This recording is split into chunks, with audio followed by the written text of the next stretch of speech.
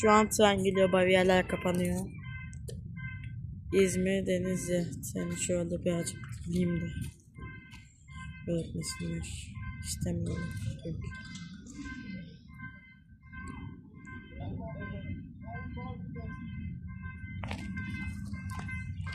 Şimdi geçen bir tane olacak çünkü bundan sonra hep geçiyorlar.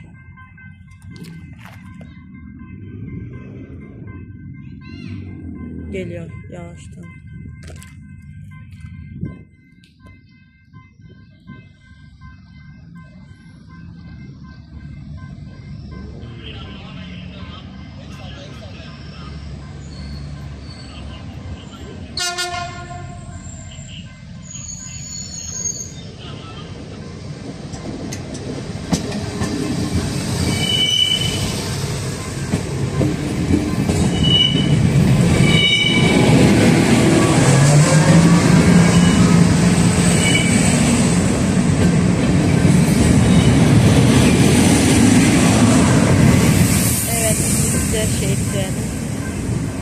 Söke Denizli mi?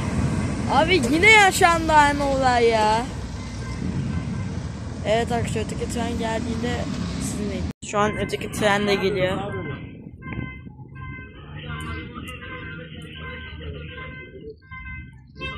Hadi geçin ya. Allah aşkına. Abi bariyerlerin kapanmasını önlüyorlar.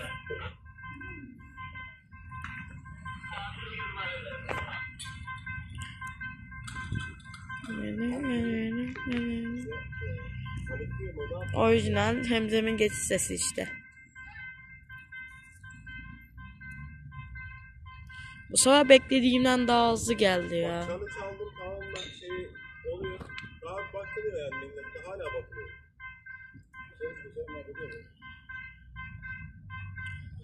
Şimdi birisi geçecek, çok belli yani. Sen gelmese bile geçiyorlar. Yani gelse bile. Aa, geliyor, gördüm.